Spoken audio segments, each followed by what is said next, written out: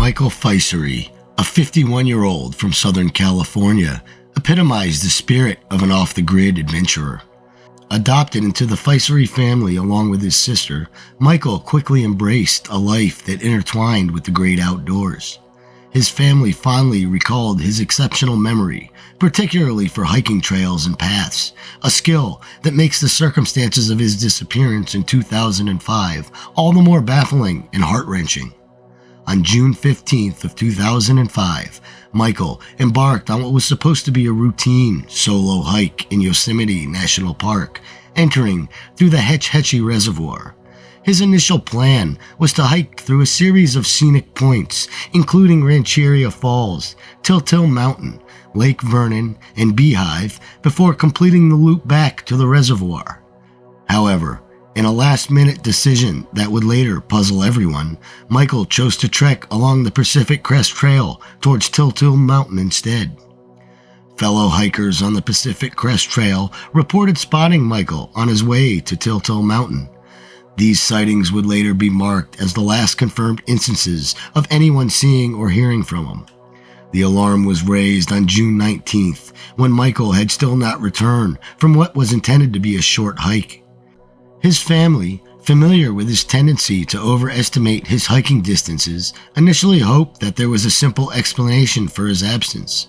They recalled a previous incident in Yellowstone National Park where Michael had severely injured his ankle and had to painstakingly crawl out of the trail until he was rescued. As concern mounted by June 21, 2005, Michael's family reached out to the Yosemite National Park Rangers to report him missing. This triggered a comprehensive search operation. Teams of search and rescue workers, along with volunteers, meticulously scoured the Pacific Crest Trail and the surrounding areas of the park. Near Till Mountain, a particularly rugged and remote part of the park, searchers discovered Michael's backpack. The backpack contained a topographical map, a water bottle, and a camera, but there was no sign of Michael himself. His car was later found parked in the Hetch Hetchy parking area, adding another layer of mystery to his disappearance. Despite extensive searches by land and air, including the deployment of scent dogs, no further trace of Michael was ever found. The absence of clues has led his family to fear the worst, that Michael might have encountered foul play or suffered an injury off the beaten path, leaving him unable to seek help.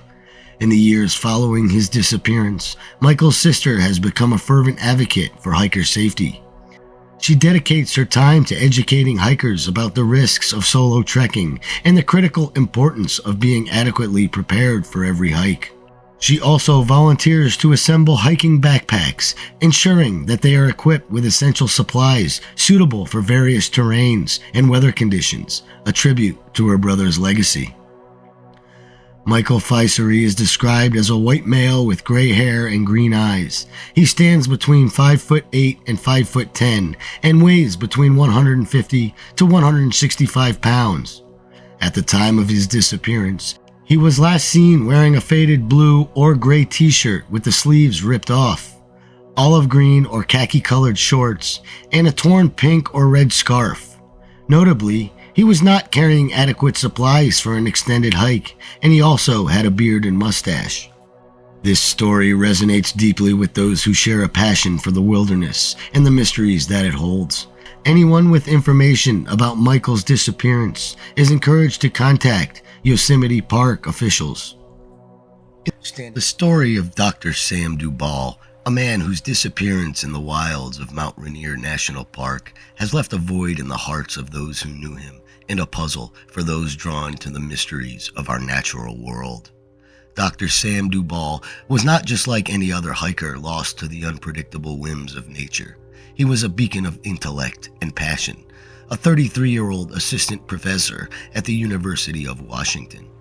His life was a testament to the pursuit of knowledge and the exploration of the vast, untamed wilderness. Sam's love for the outdoors was matched only by his academic rigor.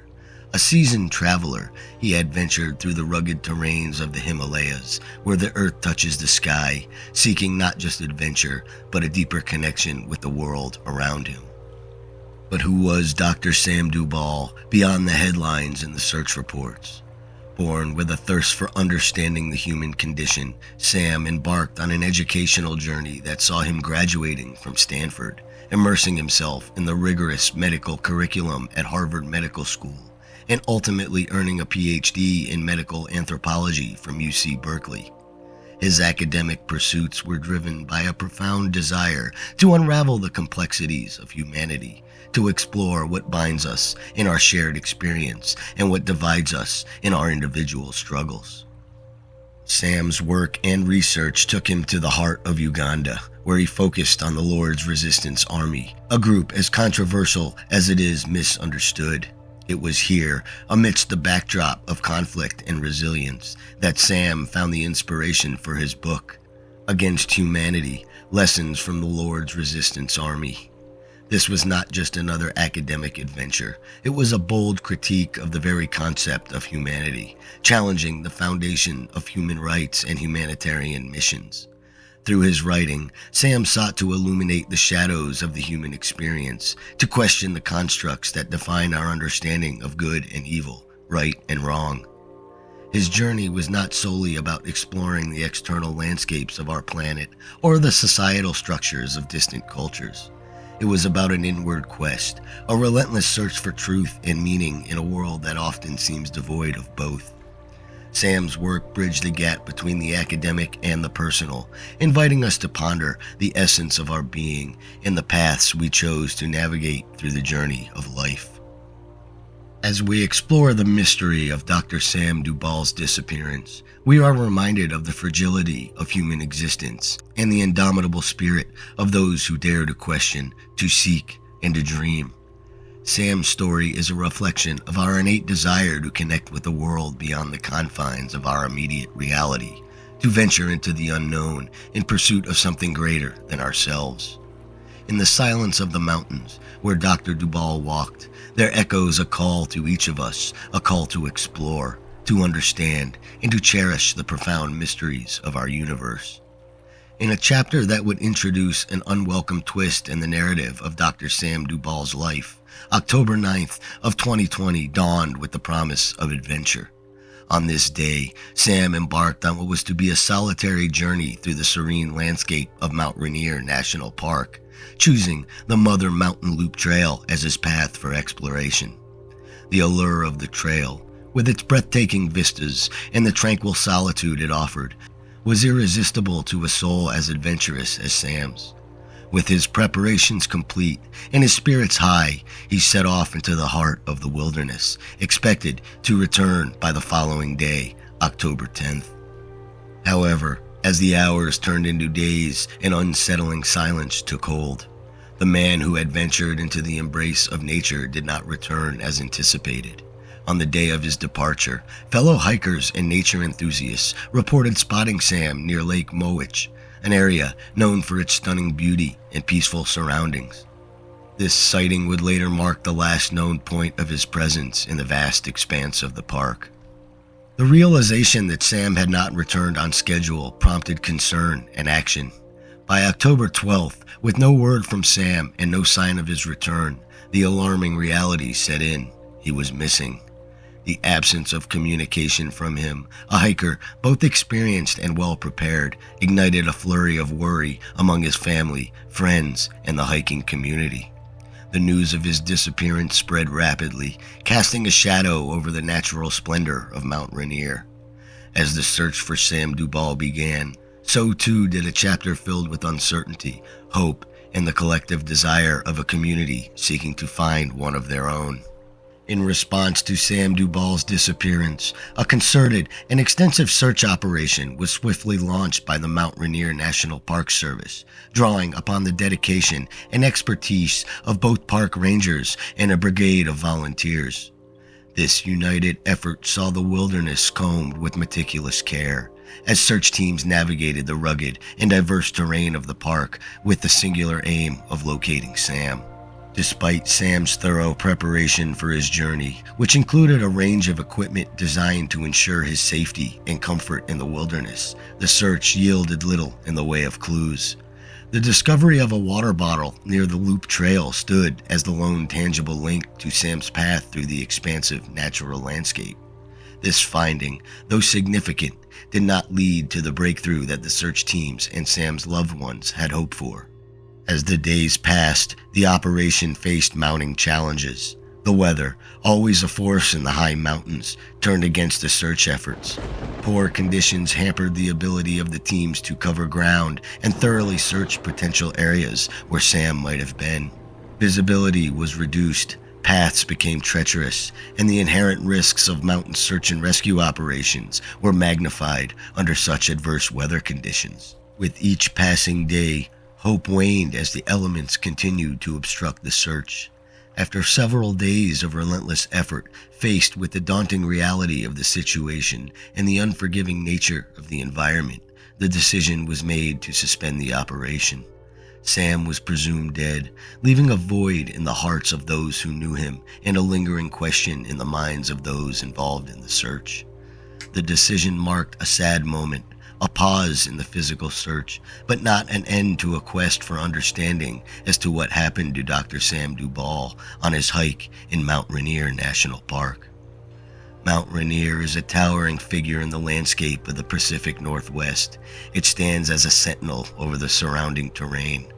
This majestic peak, reaching an elevation of 14,411 feet, is not only the highest mountain in the state of Washington, but also one of the most iconic features of the Cascade Range. Beneath its serene appearance, however, lies the heart of an active volcano. Its potential for eruption places it among the most dangerous volcanoes in the world, a stark reminder of the raw power of nature. Over the years, Mount Rainier has witnessed its share of hiking accidents, each a testament to the mountain's unpredictable and perilous nature. Despite these dangers, or perhaps because of them, the mountain continues to draw adventurers and nature lovers to its slopes, each seeking to experience the awe-inspiring beauty and the thrill of the ascent. Nestled within this rugged and breathtaking landscape is the Mother Mountain Loop Trail, a journey through some of the park's most stunning and diverse terrains. The trail offers a glimpse into the heart of Mount Rainier National Park, winding its way through lush forests, alpine meadows, and past tranquil lakes. Starting from the Mowich Lake Campground, the trail invites hikers to embark on a journey that is as beautiful as it is challenging. The route leads adventurers past the southeast side of Mowich Lake, through the Knapsack Pass, and into the expansive beauty of Spray Park and Mist Park, areas renowned for their wildflowers and scenic vistas. Despite the inherent risks associated with any hike in such a rugged environment, the Mother Mountain Loop Trail is known for its relative safety, provided hikers are prepared and respect the mountain's conditions. The trail's design and the park's management have worked in tandem to create a route that, while challenging, avoids the most perilous aspects of mountain hiking. Yet, as with any wilderness expedition, the beauty of the trail is matched by the respect it demands for the natural forces that shape it. The legacy of Dr. Sam Dubal extends far beyond the echoes of his footsteps on the Mother Mountain Loop Trail. His profound contributions to the fields of anthropology and medicine have left an indelible mark on the academic world and beyond. Sam was at the forefront of creating radical medicine, a pioneering field that sought to reimagine the practice of medicine through a lens of social justice and anti-racism. His vision for the healthcare system that not only heals, but also addresses the root cause of inequality is a testament to his deep commitment to creating a better world. Sam's personal impact resonates through the heartfelt tributes from his family, colleagues, and the broad academic community. They speak of a man with an unwavering moral compass, whose life was dedicated to the pursuit of justice and the dismantling of racism within the medical field and society at large. His work, characterized by courage and unyielding dedication to his principles, continues to inspire those who were fortunate enough to know him and those who encounter his legacy. The mystery surrounding Sam Dubal's disappearance has galvanized a community united in their desire for answers. Despite extensive search efforts and a petition by Sam's family urging the continuation of the search, no further evidence of his whereabouts has been uncovered. This has led to theories and eyewitness accounts speculating on the circumstances that may have led to his disappearance. Some hikers who have traversed the same trail ponder the possibility that Sam may have deviated from his intended path, leading to an unforeseen accident. The absence of concrete evidence only deepens the mystery and fuels the discussion about what could have transpired in the vast wilderness of Mount Rainier National Park. The impact of Sam's disappearance reverberates through his family, colleagues, and the wider community, leaving a void filled with memories of his passion, kindness, and the relentless quest for justice. The unresolved nature of his disappearance continues to be a source of pain and uncertainty, yet it also serves as a beacon of hope. Hope that one day the answers that are sought will be found, bringing closure to those who loved him. Sam's story highlights the broader issue of missing persons in national parks and the inherent challenges faced by search and rescue operations. It underscores the need for continued awareness, preparedness, and resources to ensure the safety of those who venture into the wild. As we reflect on the legacy of Dr. Sam Dubal and the ongoing mystery of his disappearance, we are reminded of the fragility of life, the strength of the human spirit, and the enduring hope for answers in the face of uncertainty. The day was bright and promising on the 17th of June in 2011, when George Penca joined 80 enthusiasts, including 20 from his church, for an adventurous hike in Yosemite National Park. They aimed to conquer the challenging Upper Yosemite Falls Trail, a route known for its steep and rocky path leading to North America's highest waterfall. George, though not a seasoned hiker, was keen to experience the stunning view from the peak. The group divided into smaller teams. One remained at the base, while George's team ascended the switchbacks, passing through oak woodlands and open plateaus, admiring Yosemite Valley's iconic landmarks. Upon reaching the lookout point, they were greeted with a magnificent panorama of the falls and the valley. After capturing the moment in photos and videos, they began their descent at different paces. George, feeling exhausted and parched, paused to drink from Yosemite Creek at the fall's edge, assuring his friends he'd soon catch up. This was, unbeknownst to them, their final encounter with George. When the hikers regrouped at Yosemite Valley's base, George's absence became apparent. Assuming he might have taken an alternate route back, they waited until 9 p.m., but he never returned. The group reported him missing, prompting the park rangers to initiate an extensive search. George Penca, a 30-year-old from Hawthorne, California, was known for his love of music, sports, and his church. He had dark brown hair, blue eyes, and a robust build, often seen in a black t-shirt featuring a dog tag with the letters D and B, or a black tank top paired with gray sweatpants with a white stripe and gray-blue sneakers. On the day he vanished, he was dressed in these exact clothes. The search for George was immense, involving about 150 personnel, helicopters, dog teams, and numerous search teams, covering roughly 180 square kilometers of rugged terrain. Despite their efforts, no clues to George's whereabouts surfaced. Yosemite National Park, while a natural wonder attracting countless visitors, poses significant risks for hikers. The Upper Yosemite Falls, standing at 739 meters, is particularly hazardous, with many losing their lives due to slippery rocks or strong currents. The trail's steepness and length, spanning 4.8 kilometers with a 914-meter climb, demand excellent physical condition and adequate supplies. Additionally, the park's wildlife, including black bears, mountain lions, and rattlesnakes, can also be very dangerous. After 3 days of intense searching, with worsening weather conditions and no leads, the search was scaled back, focusing only on specific areas. A week later, the search was further reduced, and eventually it ceased, with only a few volunteers continuing the search. The search became one of the park's largest, surpassing even the Stacy Arias case from the 1980s. The absence of any trace of George, especially under perfect weather conditions, deepened the mystery. Several theories have emerged regarding George's fate. Some speculate abduction or foul play, citing the blue cloth bag that he carried as potentially containing valuable or incriminating items. Others suggest suicide, pointing to potential personal struggles, but there is no evidence to support this. There are also theories of George starting a new life elsewhere or being involved in paranormal phenomena, yet these also lack concrete evidence. The inconsistencies in the account of George's hiking companions add to the layers of mystery. Their varying statements about his last known location, their delay in reporting him missing, their lack of cooperation with authorities all raise questions. The discovery of George's blue cloth bag near Columbia Rock, containing personal items but lacking identification or valuables, and the footprints found near Yosemite Creek, which offer no further clues, only add to this perplexing mystery. George Penca's character and background do not fit the typical profile of a missing hiker. Described as friendly, spontaneous, and happy, with a stable job and close family ties, his disappearance remains a baffling mystery.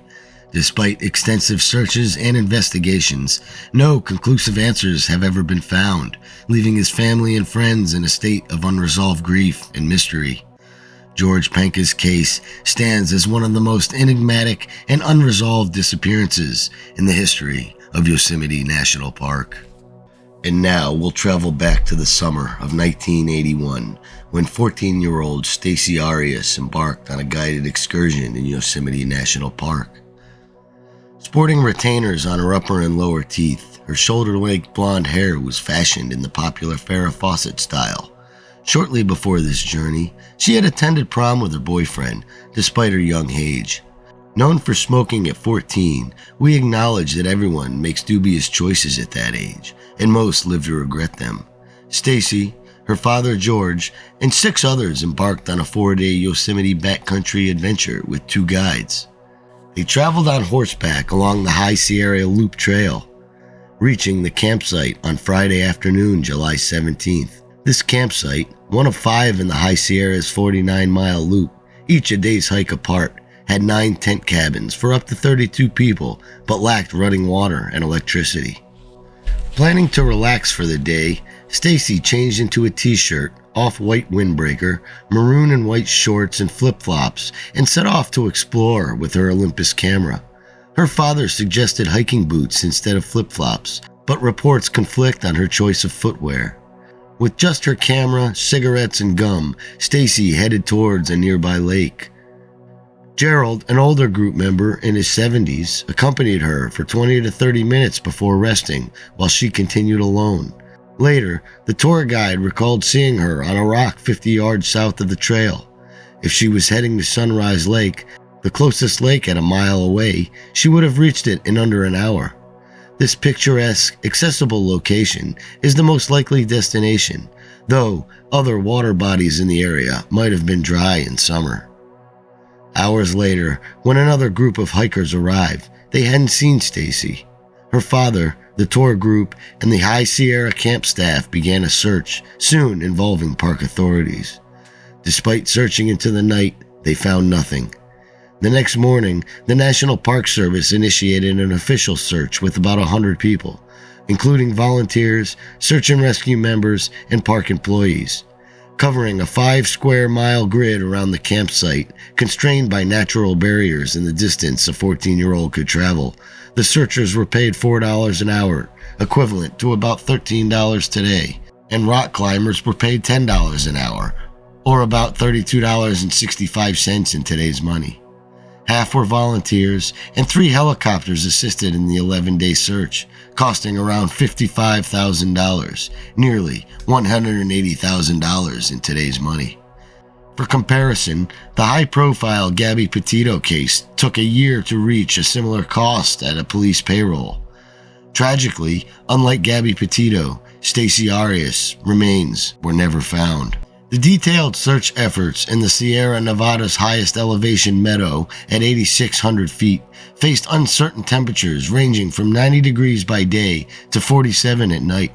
If Stacy was lost or injured within that 5-mile radius, she should have been found, especially in her windbreaker and shorts. A volunteer brought a German Shepherd for the search, but no bloodhounds or cadaver dogs were used, a significant oversight. The family deserves answers, and cadaver dogs, effective even years later, could still have been crucial. Inconsistencies in the case reporting add to the frustrations. Some reports mention finding Stacy's lens cap near the lake, while a park superintendent and a park ranger claimed no clues were found. Gerald Stewart, the last to see Stacy and initially unnamed, raises questions about the investigation's thoroughness. His exact age and identity discrepancies are concerning, though there's no suggestion in his involvement. The investigation didn't conclusively rule out Stacy as a runaway, despite typical teenage issues and a boyfriend. The National Park Service's reluctance to share information is troubling. Documents released are minimal, and Freedom of Information Act requests have been denied, citing Exemption 7A for ongoing investigations. This secrecy over a 41-year-old case is baffling and denies the family crucial information. The federal government's lack of tracking for missing persons in national parks is alarming, with an estimated 1,600 disappearances annually. The Park Service's inefficiency and poor interdepartmental communication are evident. For instance, administrative flights for water sampling weren't coordinated with the search efforts, risking aerial search crews' lives. Theories abound, from wild animal attacks, which would likely leave evidence, to the possibility of Stacy slipping or getting hurt in the wilderness. However, the lack of evidence and the extensive search make these less likely. Supernatural theories and the absence of known serial killers in the area at the time leave room for speculation about abduction or a crime of opportunity. The National Park Service opacity might suggest internal protection of someone involved. What can be done now? An experienced cold case detective should re-examine the case, and divers should search Sunrise Lake for any remains or belongings. Forensic genealogy could be pivotal, comparing Stacy's relatives' DNA to public databases to find unknown descendants or identify her among Jane Doe cases. Public DNA kit users can contribute to these searches on platforms like GED Match. If you have any information on the Stacy Arias case, contact the National Park Service tip line or submit a tip on their website at nps.gov. On a crisp day late in October of 1963, two adventurous spirits, Helen Mower and Margaret Ivusik, set out to conquer the rugged terrains of Mount Kehadden, the highest peak in Maine. Hailing from Concord, Massachusetts, the duo, seasoned in the art of hiking, embarked on their journey with enthusiasm, choosing the Cathedral Trail for their ascent. The morning air was filled with anticipation of the challenges and beauty that lay ahead. As they ascended, the landscape around them transformed. The dense forest canopy gave way to rocky outcroppings, and the path narrowed as they neared the Baxter Peak. It was around 1:30 p.m. when they finally reached the summit, their spirits high from the accomplishment. There, amidst the breathtaking vistas that stretched endlessly before them, they paused to celebrate, sharing a lunch that tasted of triumph. However, as they prepared to descend, an unforeseen tension emerged between the two. The mountain, with its serene beauty, was indifferent to the human narratives unfolding on its slopes. Margaret, driven by a desire for adventure, suggested that they bushwhack directly down the headwall to Chimney Pond. This route, untamed and unmarked, promised a shortcut through the wilderness, a direct path that veered off the beaten track. Helen, on the other hand, felt a surge of apprehension at the thought. She knew the mountain's beauty was matched by its dangers. The unpredictable terrain and the risk of disorientation were too great. Preferring the safety and familiarity of the Dudley Trail, the path they had initially taken, she voiced her concerns. The disagreement between the two friends was profound, touching on the very essence of what it meant to explore. To bushwhack was to embrace the unknown, to confront the wilderness in its rawest form. Yet, to follow the established path was to respect the mountain's power, acknowledging the fine line between adventure and peril. In the end, they chose different paths. Margaret laughed off Helen's warnings. Her decision was made. She would take the mountain on her terms, disappearing into the wilderness with a determination that bordered on defiance. Helen, with a heavy heart, watched her friend venture into the unknown before turning back to the safety of the Dudley Trail. This moment of separation, marked by a mixture of emotions, excitement, worry, and the thrill of the unknown, would later be shrouded in mystery. The decision to part ways, made on a mountain that has witnessed countless stories of human endeavor, set the stage for a tale that would captivate the imagination of many. The mountain, silent and majestic, offered no clues as to what lay ahead, its secrets hidden among the shadows and the light that danced across its ancient face. As twilight began to cast its shadow over Mount Katahdin, the serene atmosphere at Chimney Pond was pierced by a growing sense of unease. Helen Mower, having descended via the familiar path of the Dudley Trail, arrived to find the area missing her friend. The realization that her friend was not there to greet her, as agreed, sent a ripple of worry through Helen's heart. The pond, usually a mirror reflecting the tranquil beauty of the mountain, now seemed to echo her deepening concern. The weather, as if in tune with Helen's anxiety, began to shift.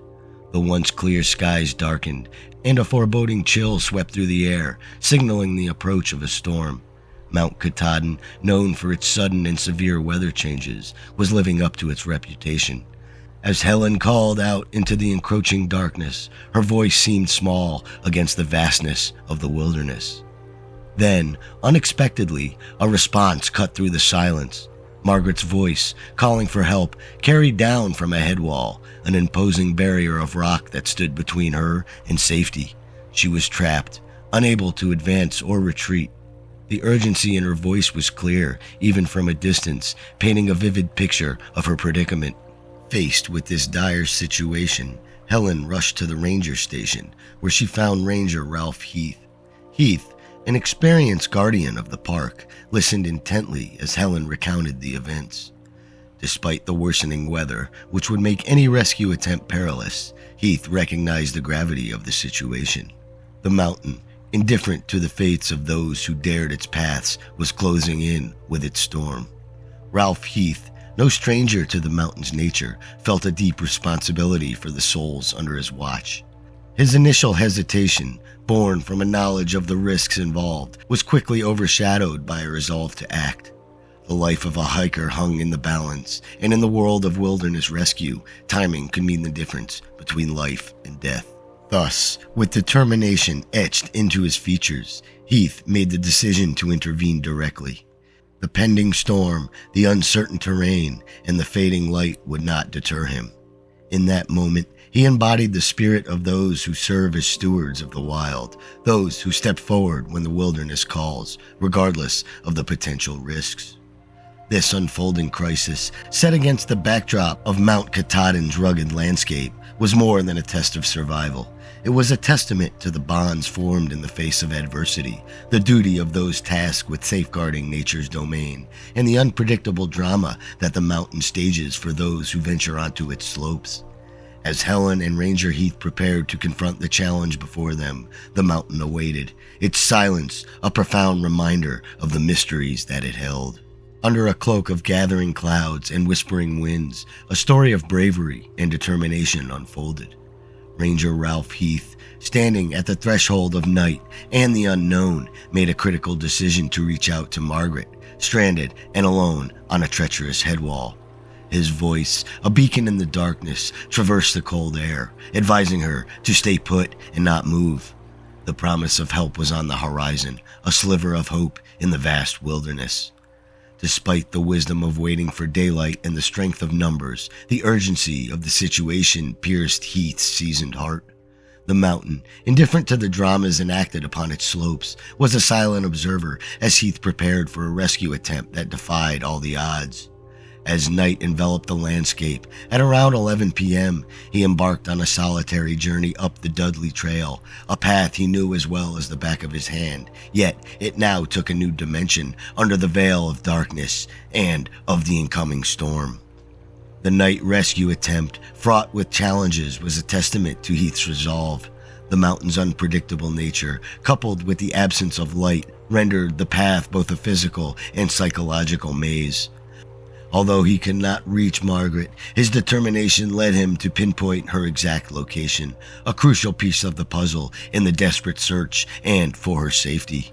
As dawn broke, painting the sky with strokes of light and hope, Heath, undeterred by the night's failures, devised a new plan. At 6:10 a.m., with the first light guiding his steps, he decided to ascend directly up the head wall. This decision, bold and fraught with peril, was driven by a singular focus: to provide comfort and reassurance to Margaret. The head wall, a formidable barrier of rock and ice, stood as a silent challenge to Heath's resolve. This daylight rescue effort was more than just a physical endeavor. It was a race against time and the elements. Heath's intention to stabilize and console Margaret until further help could arrive was a beacon of human spirit and resilience. The mountain, a timeless witness to countless tales of courage and loss, watched as one man's determination to save another life pushed him to the limits of his endurance and beyond. In these moments, the bond between rescuer and stranded hiker became a narrative thread woven into the fabric of Mount Katahdin's mystery. The rescue attempts, marked by moments of hope, fear, and unwavering courage, highlighted the profound connection between humans and the natural world, a relationship defined by respect, challenge, and the innate desire to aid those in peril. As Heath climbed, each step was a testament to the depths of human compassion and the indomitable will to make a difference, no matter the odds or the cost. As Ranger Ralph Heath pressed onward, the skies above Mount Katahdin began to brood with a foreboding intensity. Nature, in its untamed and unpredictable majesty, was setting the stage for a dramatic confrontation. A nor'easter, vast and relentless, swept across the landscape with a ferocity that transformed the mountain into an impenetrable fortress of snow, wind, and chilling silence. This sudden turbulence was not just a storm, but a barrier between hope and despair, making any rescue operation not just difficult, but seemingly futile. The world around Heath and Margaret shrank to the immediate and the elemental. Visibility was swallowed whole by the blizzard, erasing the line between earth and sky, leaving only a white void where landmarks once stood. The howling winds became a constant companion, a reminder of the mountain's power to isolate and intimidate even the most seasoned souls. In this whiteout, Heath and Margaret found themselves not just geographically stranded, but suspended in a moment of profound isolation. The storm, in its overwhelming presence, seemed to erase time, reducing the vast wilderness to an intimate theater of human endurance and nature's indomitable will. Rescue efforts, once a beacon of hope, were halted, leaving the pair in a limbo dictated by the whims of the storm.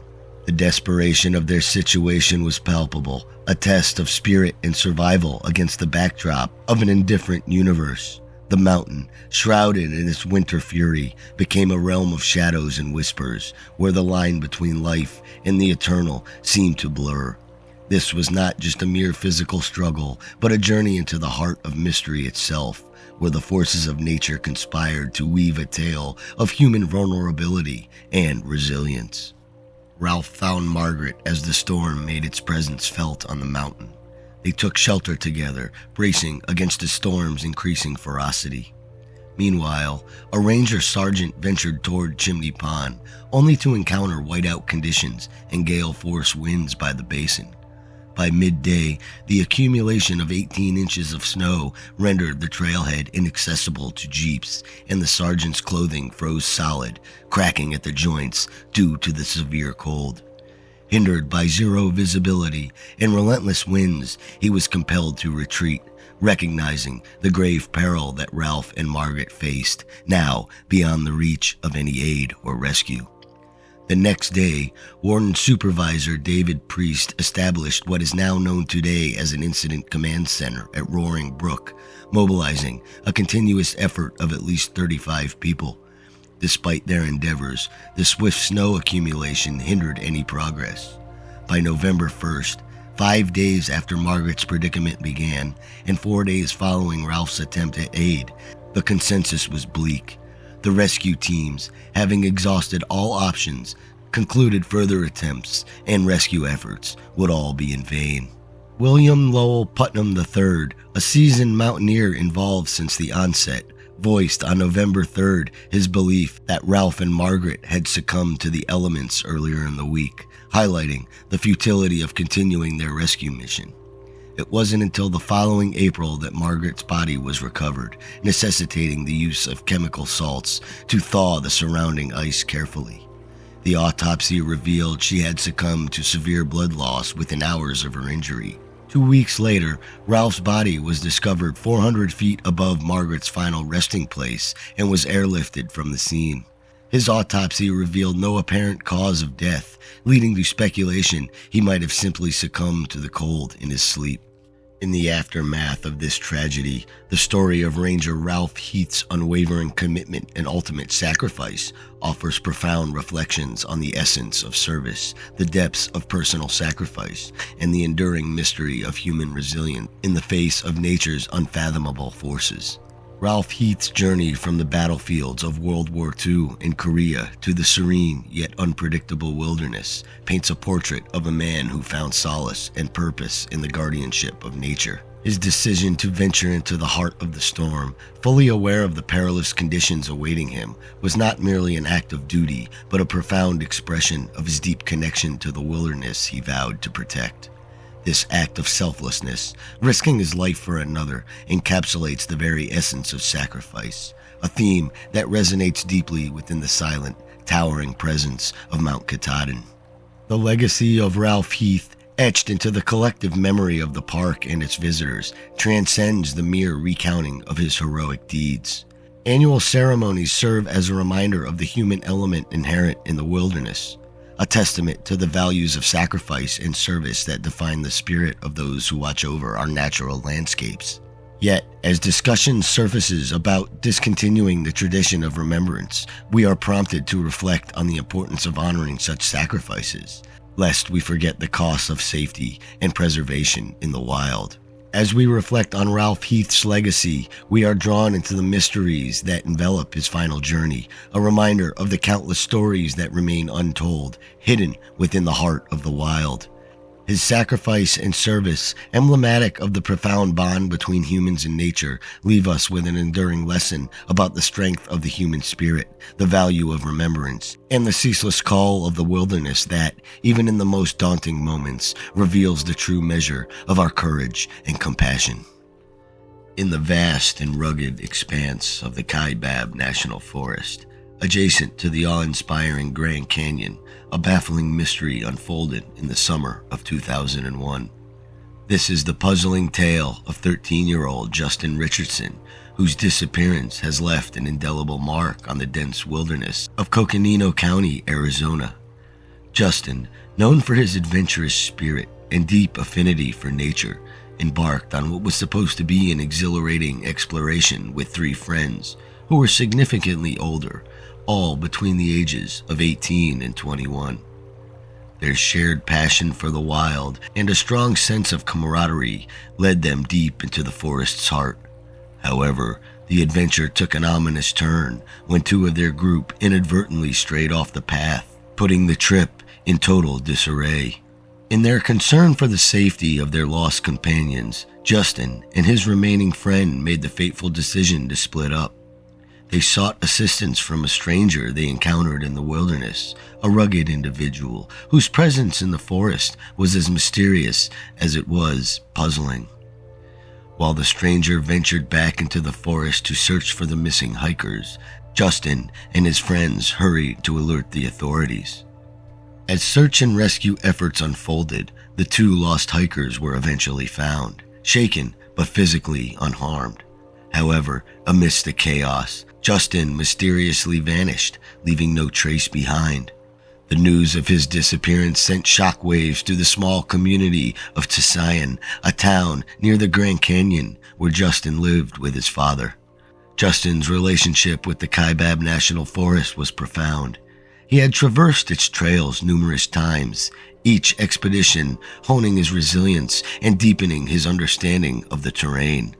Yet beneath the surface of his disappearance lay a web of complexities and troubling speculations.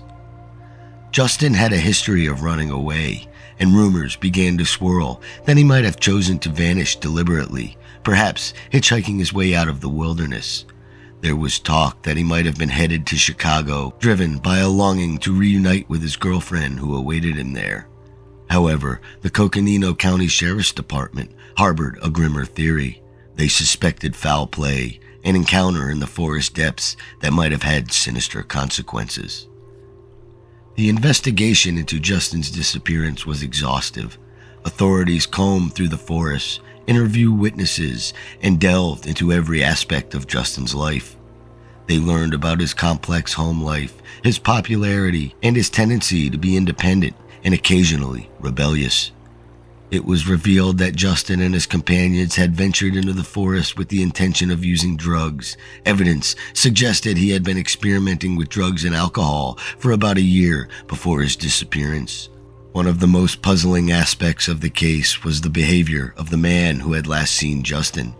After becoming separated from the boy, this individual experienced a methamphetamine-induced blackout. When he woke up hours later, Justin was gone. The man eventually emerged from the forest and hitchhiked back to Tucson, yet he did not report Justin missing at the time. Justin's disappearance was not reported until 3 days later, on July 2nd, by his family. The delay in reporting and the initial lack of urgency by the authorities hampered the search efforts. His father, who lived in Tucson, and his mother, residing in Flagstaff, were engulfed in fear and confusion as the search for their son intensified. Despite the extensive search efforts, which included covering 64 miles of forest on foot, horseback, and on helicopter, no trace of Justin was ever found. The mystery deepened in 2014 when the Cold Case Unit uncovered evidence suggesting Justin had returned to the area near the Moqui Lodge after he was last seen. The nature of this evidence was not disclosed, adding another layer of mystery to the case. Over the years, Justin's case had been plagued by various theories. Some investigators believed he could have been a victim of homicide in the forest around the time that he went missing. Others considered the possibility of him running away to start a new life. Yet, the lack of any confirmed sightings, the absence of any activity on his social security number, and the fact that he left without any personal belongings or money pointed towards a more tragic outcome. The Coconino County Sheriff's Department has kept the case active, continuing to track persons of interest and follow up on leads. One of the men Justin was with on that fateful day is now deceased, an event that the authorities say does not appear related to Justin's disappearance. The mystery of what happened to Justin Richardson in the Kaibab National Forest remains unsolved, a haunting puzzle that continues to perplex investigators and haunt those who knew him. The dense forest, with its majestic beauty and hidden dangers, holds the secrets of that summer day, secrets that have yet to be revealed. Anyone with information is encouraged to contact the Coconino County Sheriff's Cold Case Division in hopes that one day the mystery of Justin Richardson's disappearance will be solved. Today we'll delve into the perplexing disappearance of a small aircraft in the vast wilderness of Alaska, a case that has captured the imaginations and hearts of many. Our story centers around Mason McLeod, a 26-year-old park ranger with a deep love for the natural world. Hailing from Jacksonville, Florida, Mason had an adventurous spirit that led him to the remote landscapes of Alaska and the dense swamps of the Everglades, where he dedicated his summers and winters to conserving the beauty and wilderness of these areas. On August 21st of 2010, Mason, alongside two brothers, Neil Spradlin, 28, and Seth Spradlin, 20, boarded a de Havilland Beaver floatplane. The single-engine aircraft, piloted by Marco Aletto, who was 47 years old, was tasked with transporting this group from Swickshank Lagoon back to civilization in King Salmon. The flight, under normal circumstances, should have been a brief journey through the skies of Alaska, a path taken by many before without incident.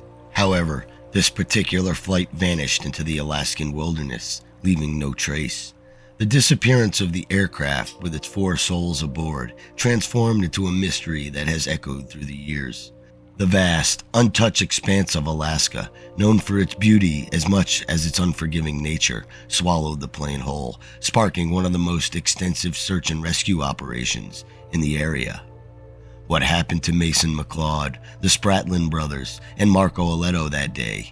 As we piece together their story, we confront the immense power of nature and the limits of human understanding. Stay with us as we attempt to unravel a puzzle that nature has kept closely guarded for over a decade. In the heart of Alaska's wilderness, a narrative unfolds that captures the essence of mystery and the unpredictable wrath of nature. The flight in question, a mission under the banner of routine yet vital work, was tasked with a purpose that bespoke of preservation and care. Their mission was clear: to retrieve a team of National Park Service maintenance workers. These workers had been stationed in the remote lagoon, laying the groundwork for the reconstruction of an old ranger station, a project critical for the continued stewardship of the park's natural resources. However, as in often the case of the vast wilderness of Alaska, the plan was at the mercy of the elements. The expected route, a well-trodden path in the sky, promised a straightforward passage from Swickshank Lagoon to King Salmon. This journey, typically less than an hour's flight, was one that pilot Marco Aletto and his passengers were prepared for. Yet Alaska's weather is as unpredictable as it is beautiful, capable of changing with little warning and posing a formidable challenge to even the most experienced aviators. On that fateful day, as the Beaver lifted off, the weather conditions began to deteriorate rapidly. What was expected to be a clear flight path soon became fraught with difficulty. The skies, once welcoming, turned against them, cloaking their journey in uncertainty. The sudden shift in weather conditions is a critical piece of the puzzle in understanding the disappearance of the flight. The vast Alaskan wilderness, coupled with rapidly changing weather, set the stage for a mystery that would captivate and confound in equal measure. The disappearance of this flight is a reminder of the unpredictable nature of Alaskan wilderness. The flight's purpose, the conditions it faced, and the route it intended to take are all pieces of a larger narrative, one that speaks to the inherent risks and unpredictability of flying in one of the world's last great frontiers. As news of the disappearance rippled through the communities connected to the passengers and the vast wilderness of Alaska, an immediate and concerted emergency response was mobilized. This operation drew together a diverse array of search teams, each bringing their own expertise to the forefront in hopes of locating the missing de Havilland Beaver. Among these were the Coast Guard and the Alaska State Police, organizations well versed in the complexities and dangers of rescue operations in such unforgiving environments. Their involvement underscored the seriousness of the situation and the urgent need to find the aircraft and its occupants. However, the search for the missing plane and its passengers was fraught with challenges that tested the limits of human determination and technological capabilities. The weather conditions, which had played a critical role in the aircraft's disappearance, continued to hamper the search efforts. Visibility was often poor, and the unpredictable nature of the Alaskan weather meant that the search teams had to be constantly vigilant and adaptable. Moreover, the terrain over which the search was conducted added layers of complexity to an already daunting task. Alaska's landscape is renowned for its rugged beauty, but the same terrain made the search operation exceedingly difficult. Vast expanses of wilderness, dense forests, and towering mountains created a labyrinth environment in which finding the missing aircraft was akin to finding a needle in a haystack. Compounding these physical and environmental challenges was the absence of signals from the plane's emergency locator transmitter. Such signals could have significantly narrowed the search area and provided a beacon of hope for rescuers. The silence from the transmitter added a layer of mystery and urgency to the search, as each passing moment without a signal dimmed the hopes of finding the plane quickly and safely. Amidst the logistical and environmental hurdles faced by the search teams, the emotional toll on the families and friends of those aboard the missing flight was palpable. Scott Arnold, the uncle of Mason McLeod, provided a reflection of his anguish. His statement captured the helplessness and desperation felt by those waiting for news of their loved ones. "We're living off the internet to see what's going on," he said, encapsulating a sense of reliance on any scrap of information that might lead to the whereabouts of Mason and the others. Arnold's words highlighted not just the physical search taking place in the Alaskan wilderness, but also the emotional search for answers and closure undertaken by those left behind. The weeks following the disappearance of the plane were marked by an anxious and tireless search across the Alaskan wilderness. Hope and despair ebbed and flowed with each passing day until a pivotal moment brought a grim resolution to the mystery. Debris from the missing aircraft was finally spotted by a local helicopter pilot, navigating the rugged terrain that had so thoroughly hidden the plane's final resting place. This discovery, made on a narrow section of beach on the northern coast of Katmai National Park, confirmed the worst fears of those who had held out hope for a different outcome.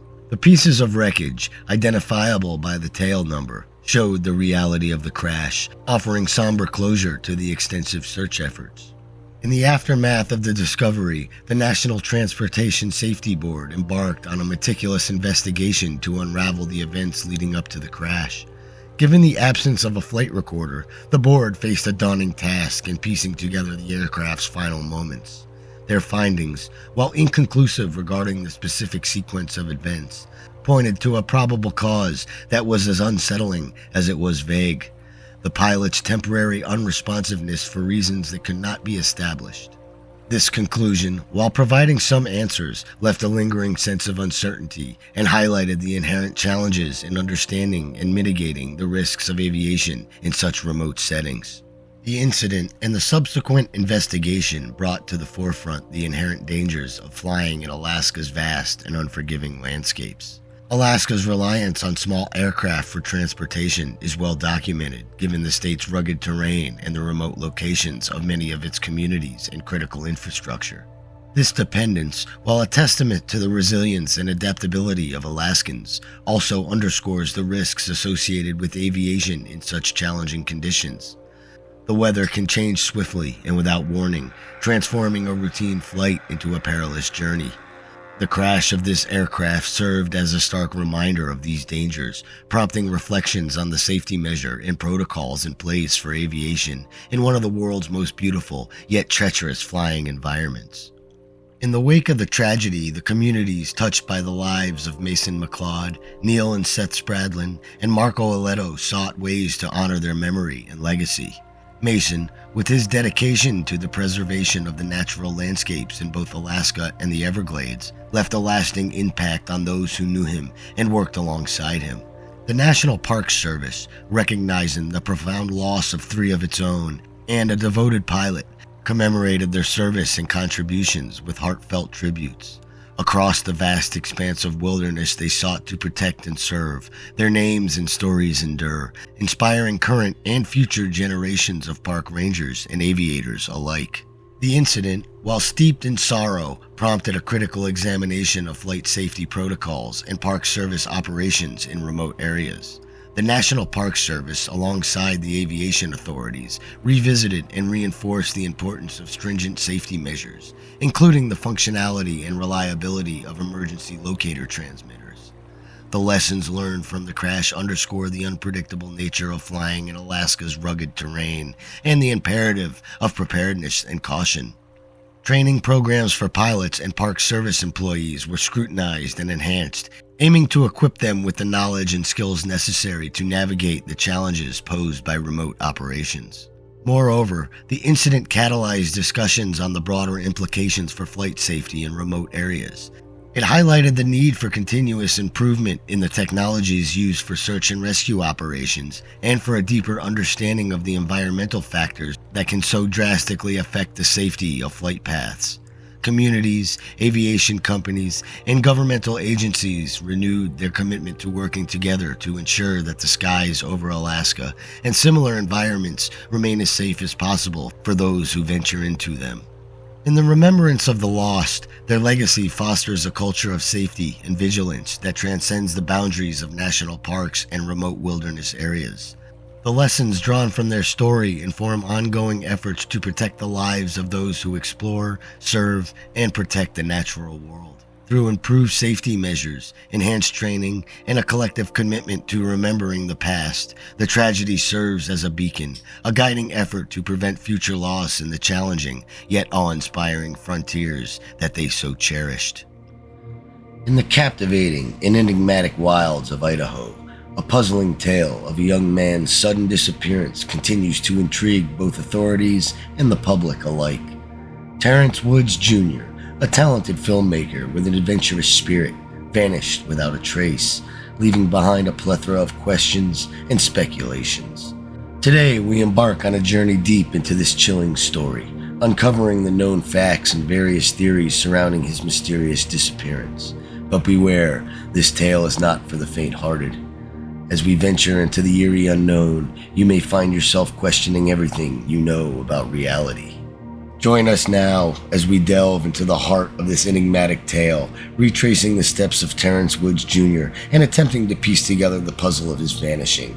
As we navigate the twists and turns of this haunting mystery, we will confront the limits of our understanding and grapple with the chilling possibility that some secrets are simply too strange, inexplicable, and terrifying to ever be revealed.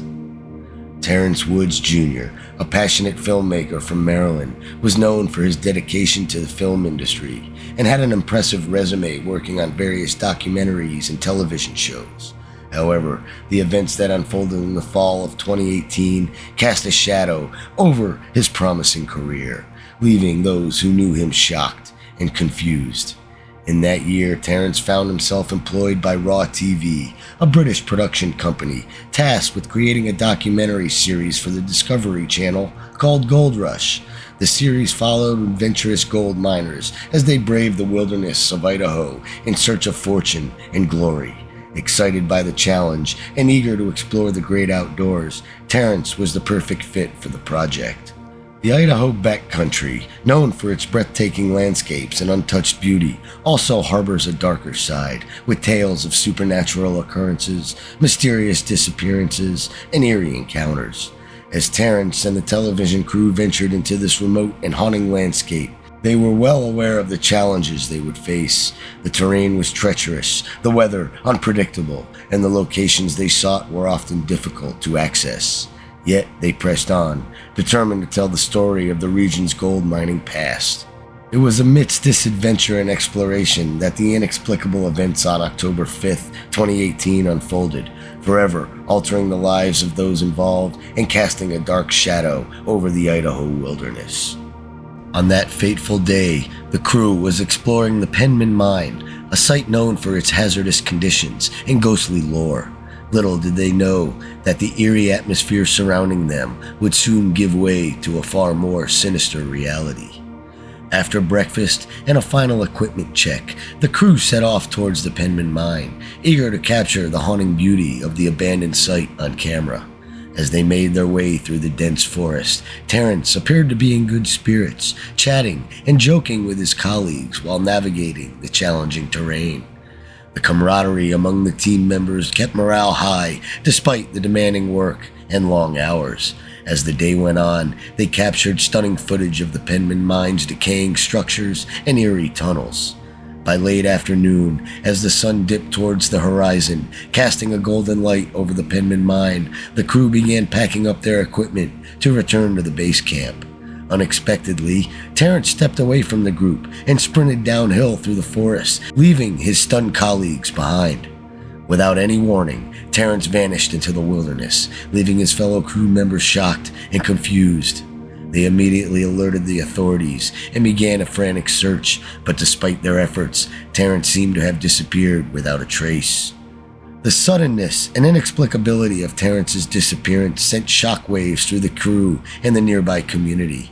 An extensive search and rescue operation involving local authorities, volunteers, and the FBI was launched, which is rare because the FBI only gets involved in missing person cases if foul play or a crime is suspected. But still, no sign of Terrance was found. During the search, peculiar details emerged. Terrance's cell phone was discovered in his backpack near the spot where he started running, and his belongings, including his car keys and wallet, were scattered along the path that he took. These strange clues only deepened the mystery, leaving many to wonder if there was more to the story than meets the eye. Complicating matters further, the Penman Mine had an area with poor cellular reception, making communication and coordination during the search extremely difficult. As time passed, the search operation was scaled back, but local authorities continued to investigate leads and the potential sightings of Terrance. Throughout this distressing ordeal, Terrance's family in Maryland struggled to come to terms with the baffling circumstances surrounding his disappearance. The family of Terrance Woods Jr., left with countless questions and no answers, desperately sought to understand what could have happened to their beloved son and brother. As the investigation continued, they enlisted the help of private investigators and reached out to the media, hoping to generate new leads to keep Terrance's story in the public eye. Despite their efforts, as time passed, the search for Terrance slowly faded from the headlines, replaced by other news stories. Yet, the mystery of his disappearance continued to haunt those who knew him and those who had followed his stories from afar. As the months turned into years, the unanswered questions only multiplied, leaving behind a web of enigma and uncertainty. Numerous theories and speculations swirled around Terrance's vanishing. Some suggested the possibility of foul play, while others wondered if he had suffered a sudden mental breakdown in the Eerie wilderness. There were also speculations of encounters with the paranormal in the ghost-ridden Penman mine. However, none of these theories could be conclusively proven. Despite the dedication of volunteers and family members, the search for Terrance yielded no concrete evidence. With each passing day, the hope of finding answers grew dimmer. As the anniversary of his disappearance approaches, the enigma still captivates the public imagination. Theories continue to evolve, but those who knew Terrance remain steadfast in their belief that he would not willingly abandon his loved ones. The haunting tale of Terrance Woods Jr. serves as a reminder that some mysteries may remain unsolved, leaving us to ponder the chilling possibilities and question the enigmatic truths hidden in the wilderness. Despite numerous theories and exhaustive investigations, no concrete evidence has ever emerged to explain the baffling disappearance of Terrance. The questions keep piling up, and with each passing day, the hope of finding answers seems to slip further away. What compelled Terrance to venture into the wilderness that day, leaving behind everything he knew? Was he the victim of a tragic accident, or caught in a sinister plot? Or did he stumble upon something deeply chilling, something that defies rational explanation? As we conclude our journey into this enigmatic tale of Terrance, we are left with a haunting reminder that some mysteries may forever remain unsolved. Like the wilds of Idaho, the human psyche is vast and unpredictable, concealing secrets that might forever elude our understanding. We can only hope that one day the truth will come to light, bringing closure to Terrance's family and friends, and finally putting rest to the haunting questions that shroud his disappearance. Until that day arrives, the story of Terrance Woods Jr. will continue to be whispered in hushed tones, serving as a chilling reminder of the thin line that separates what we know from the unknown, the ordinary from the extraordinary, and the familiar world from the enigmatic shadows that linger just beyond our grasp. If you've enjoyed this content from Universe of Mystery, please like, share, subscribe, and hit that notification bell so you don't miss any of my new and upcoming content. In 1978, amidst the sprawling expanse of the Grand Canyon's rugged terrain, a story unfolded that would etch itself into the records of unsolved mysteries. Jeffrey Ridenour, a 63-year-old, embarked on a journey into the heart of one of nature's most formidable landscapes. An experienced hiker from Southern California, Jeffrey sought refuge from the monotony of urban life, yearning for the freedom and challenge offered by the vast wilderness. The Grand Canyon, a marvel of geological history and testament to the raw power of natural forces, was the backdrop for Jeffrey's ambitious trek.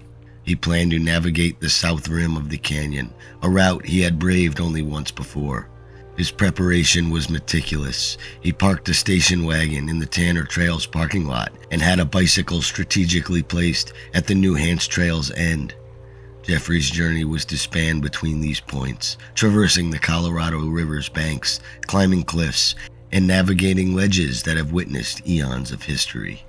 A note left on his bicycle served as a silent testament to his intentions. Hiking the canyon will be out by May 28th. It was a promise to the world and himself, a declaration of his resolve to conquer the challenges that lay ahead. However, the canyon, with its vast expanse of rock, sand, and silence, seemed to defy this very notion of life and death, swallowing up tales of those who dared to traverse its paths. Despite receiving a backcountry permit marked with caution due to his limited canyon hikes, Jeffrey's confidence in his physical capabilities persuaded the issuing ranger. The warnings of extreme temperatures, which had soared above 115 degrees, did little to deter him. The ranger, noting Jeffrey's articulate assurance and the heavy snowfall that winter, which promised more water sources, reluctantly agreed to this journey. As the days passed, Jeffrey's absence became a growing concern.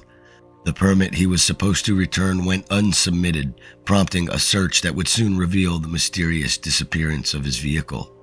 Initially absent from its designated spot, the Dodge Dart station wagon reappeared, suggesting a return that only deepened the mystery. Rangers speculated that Jeffrey might have come back to resupply, embarking once again into the canyon's depths. The subsequent search operation, launched on June 4th, was unprecedented in scale at the time. Over 50 ground searchers combed the terrain, helicopters circled overhead, and rappelling teams scoured the cliffs and ledges for any sign of Jeffrey. Yet, the canyon remained silent, offering no clues to his whereabouts. The discovery of a pair of glasses and a razor, meticulously placed on a rock near one of Jeffrey's supposed campsites, provided a fleeting hope, yet even these could not be definitively linked to him. As the search extended, covering over 100 square miles of canyon country, the realization dawned that Jeffrey might never be found. The vastness of the Grand Canyon, with its myriad of hiding places and relentless flow of the Colorado River, seemed to have claimed another soul. Rangers contemplated the futility of scuba searches in the river's treacherous waters, resigning themselves to the likelihood that Jeffrey's remains would only surface with time, if at all.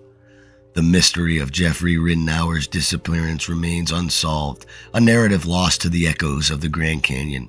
Despite one of the largest search operations in the park's history, no conclusive evidence has surfaced, leaving only speculation and unanswered questions. The lack of a single photograph or definitive clue has rendered Jeffrey's story a ghostly presence in the canyon's lore. Decades have passed since Jeffrey ventured into the Grand Canyon, never to be seen again. His story, one of adventure, ambition, and the unfathomable mysteries of nature, lingers as a cautionary tale. It reminds us of the canyon's indomitable spirit and the fine line between humanity's quest for adventure and the immutable forces of the natural world. Jeffrey Ridenour, in his pursuit of solitude and challenge, became a part of the Grand Canyon's mystique, a symbol of eternal dance between man and the wild, where some steps are forever lost in the shadows of towering cliffs and the roaring sound of the river below. In the autumn of 1981, the Great Smoky Mountains wore a majestic cloak of reds, oranges, and yellows, painting a breathtaking canvas that attracts nature lovers from far and wide. Nestled in the heart of this natural splendor lies the Deep Creek Campground, a haven for those seeking the serene embrace of nature and the simple joys of outdoor life. It is here, amidst the whispering trees and meandering trails, that Thelma, Pauline, Melton, or Polly, and her husband, Bob Melton, find their seasonal retreat, escaping the hustle of the everyday to bask in the tranquil beauty of the fall months. Polly, rarely known by her given name, Thelma, carries life stories woven with threads of joy, hardship, and adventure. Married to Bob, a man 20 years her senior, their union marks Polly's third attempt at matrimonial bliss. Yet, it is with Bob that Polly seems to have found a true partner, with whom she shared not just her love, but a zest for the nomadic lifestyle that sees them living out of an Airstream trailer. This portable home on wheels symbolizes more than just a means of travel. It represents freedom, a shared dream, and a life unbound by the conventional. Standing here, amidst fall colors in the Great Smoky Mountains, I feel an overwhelming sense of peace. Deep Creek Campground isn't just a retreat, it's become a part of who I am. Our life together, unconventional as it may be, living out of our Airstream trailer, represents freedom, a shared dream, a testament to a life unbound by the usual paths. Every day is a new adventure, and as I look out at the mountains, I'm grateful for the journey that brought me here.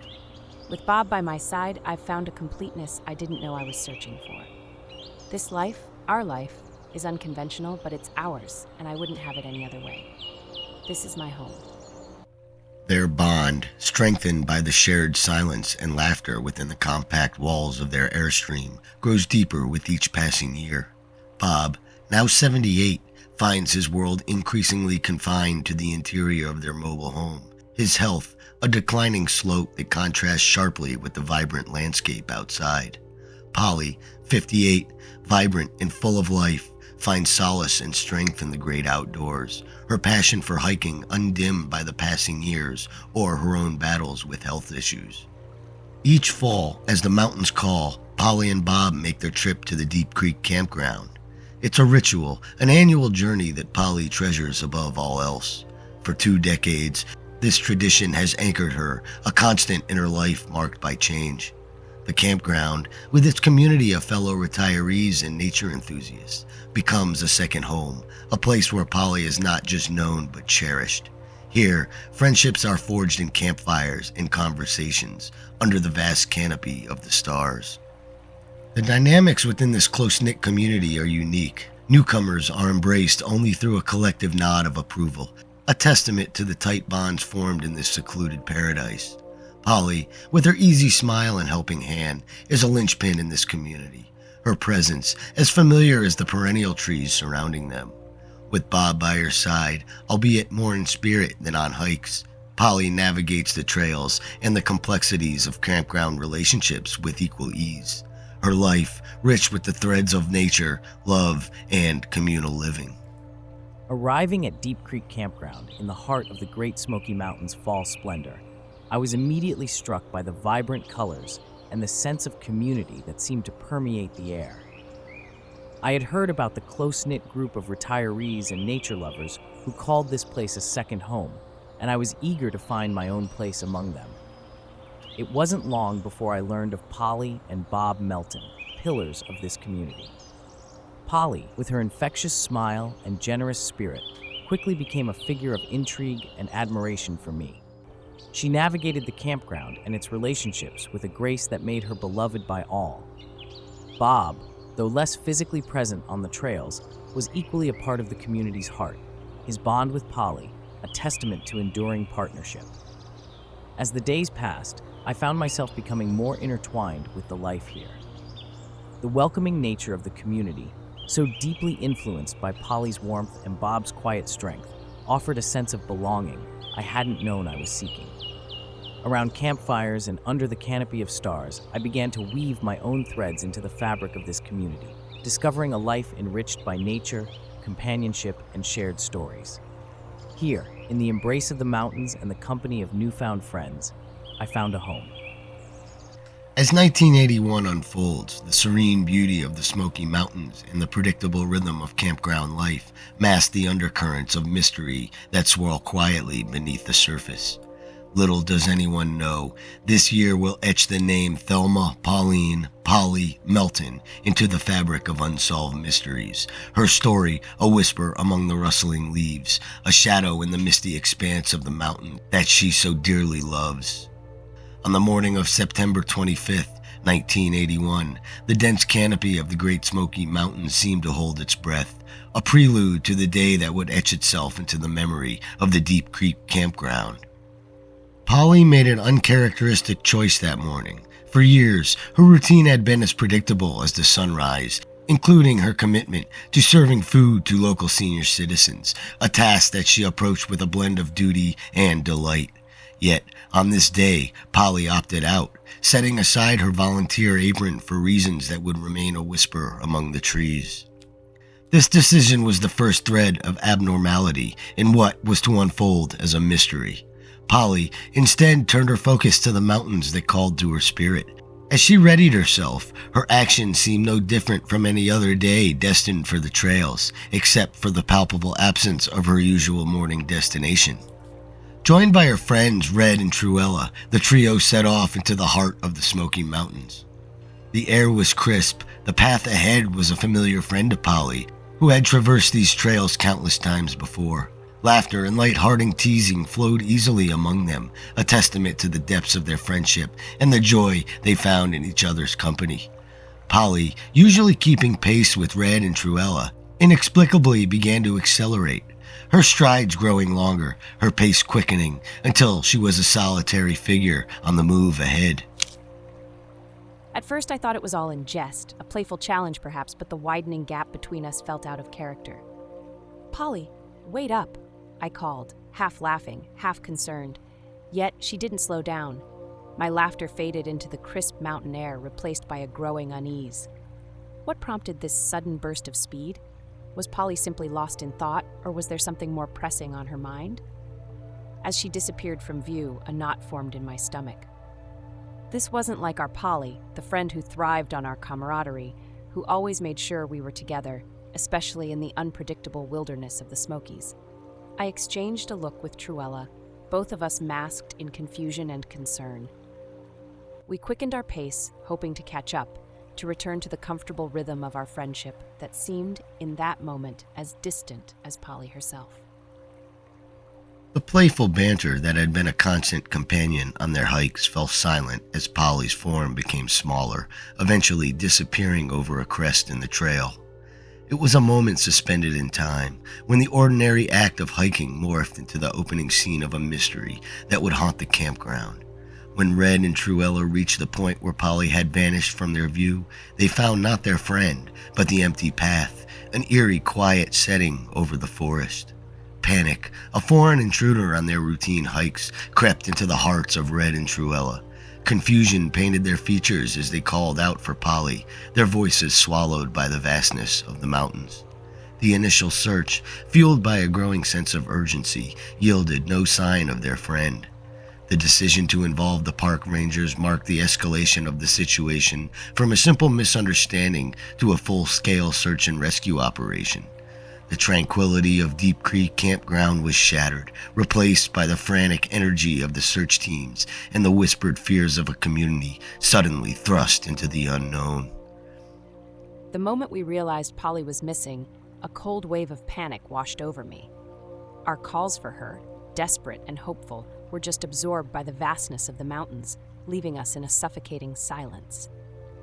What started as a routine hike spiraled into confusion and fear, as Polly remained nowhere to be found. We had to get the park rangers involved, marking a grim turn from a mere worry to a serious search operation.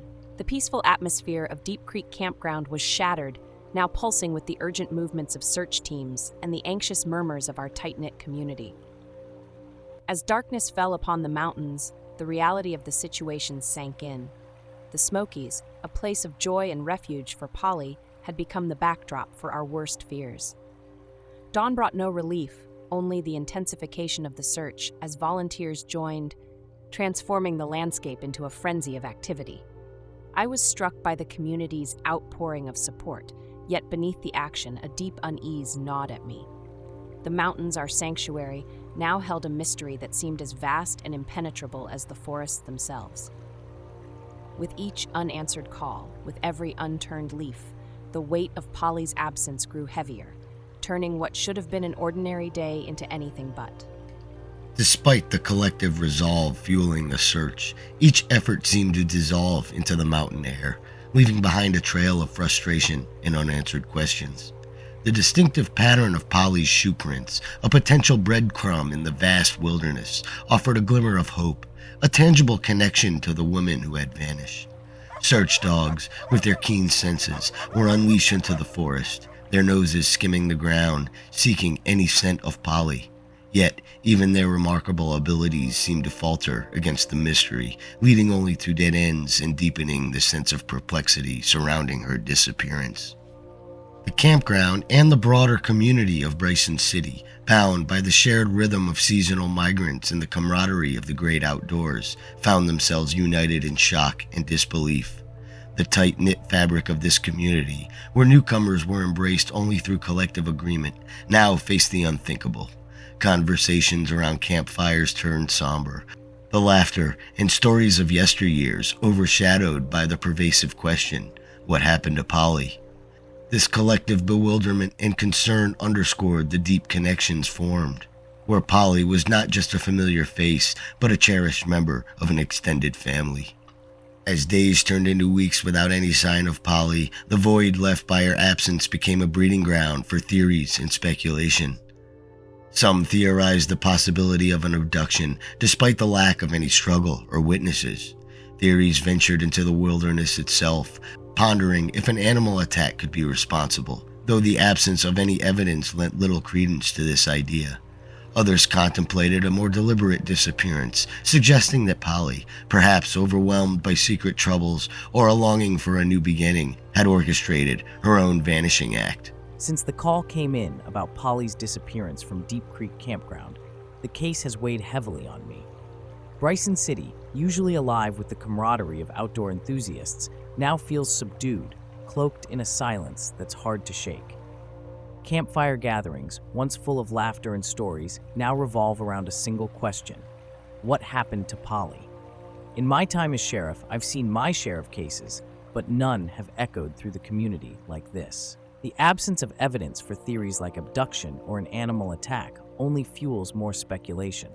Some whisper about the possibility of Polly orchestrating her own disappearance, driven by unseen pressures or desires for a new start.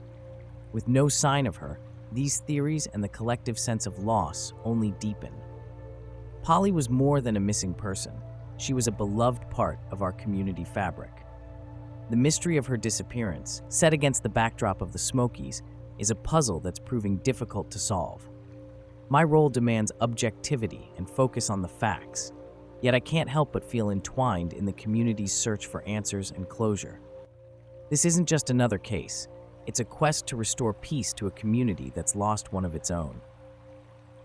Each theory reflected the desperation and hope of a community grappling with the unknown. Whispers of otherworldly explanations even began to surface, with suggestions of supernatural forces at play in the dense, ancient forests of the Smokies.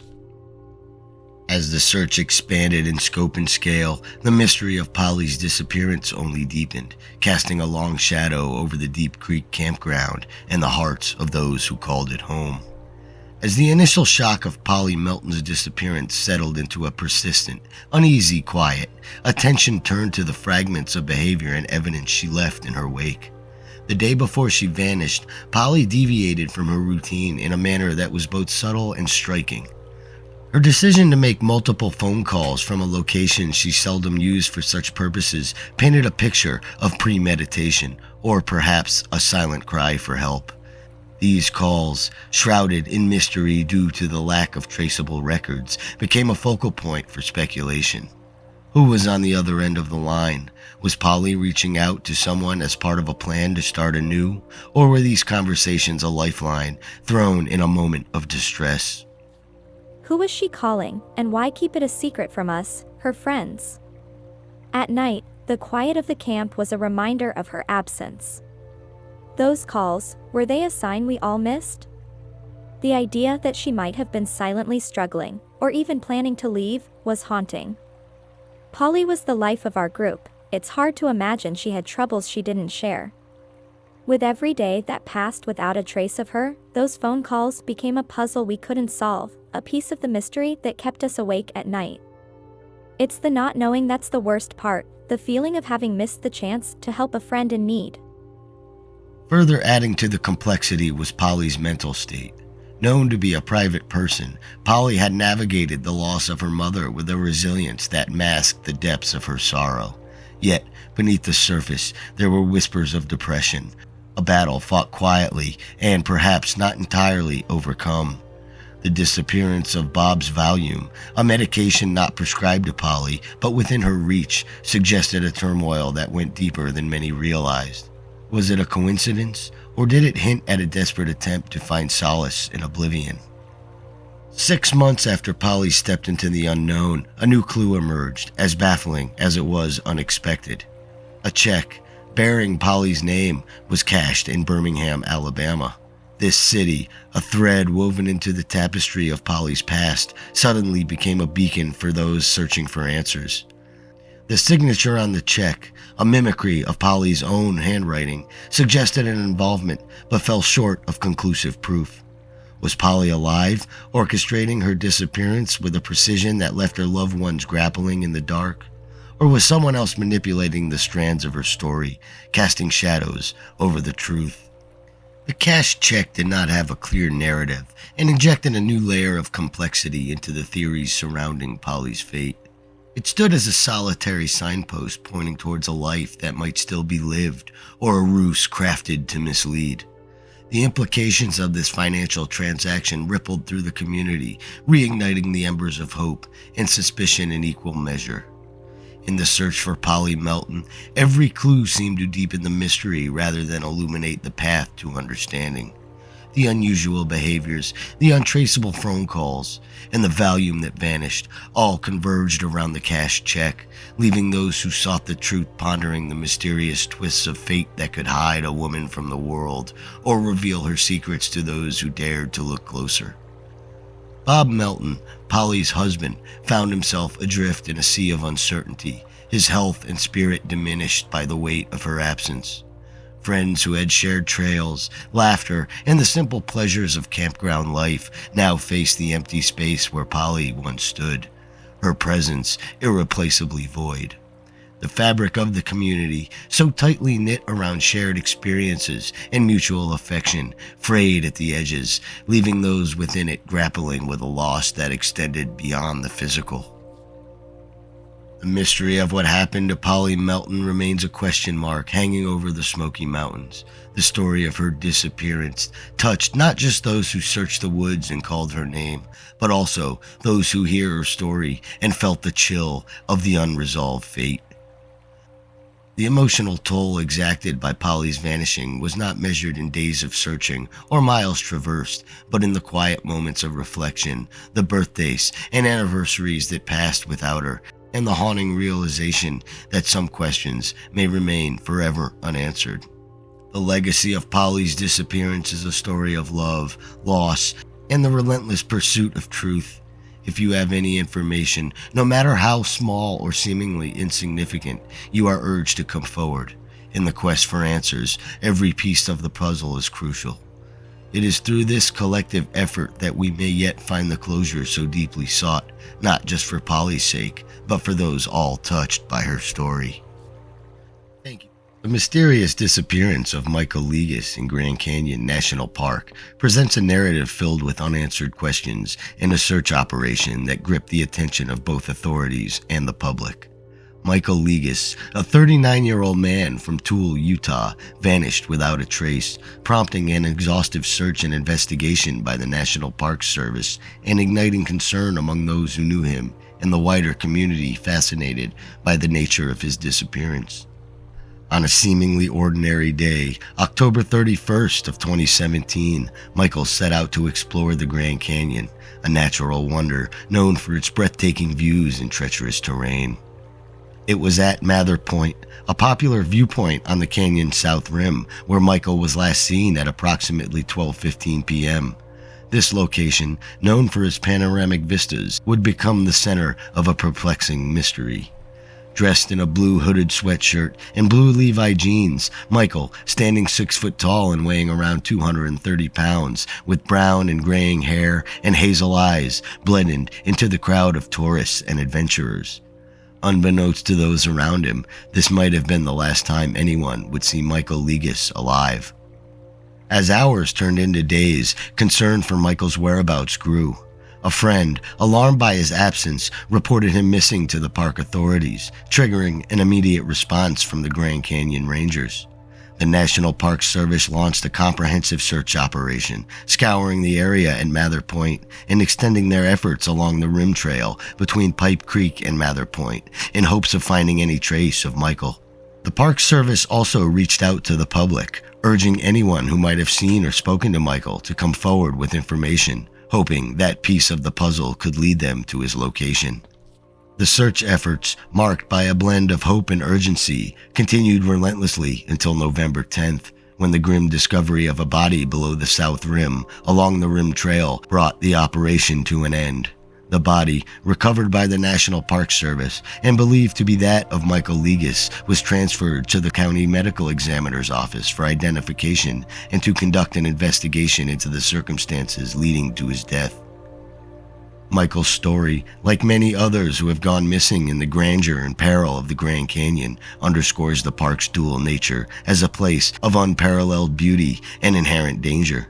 The Grand Canyon, while inviting explorers and nature enthusiasts to immerse themselves in its splendor, also holds the potential for tragedy amidst its rugged cliffs and extreme weather conditions. Michael's disappearance and the subsequent discovery serves as a reminder of the respect and caution that such wild and unforgiving landscapes demand from those who venture into their depths.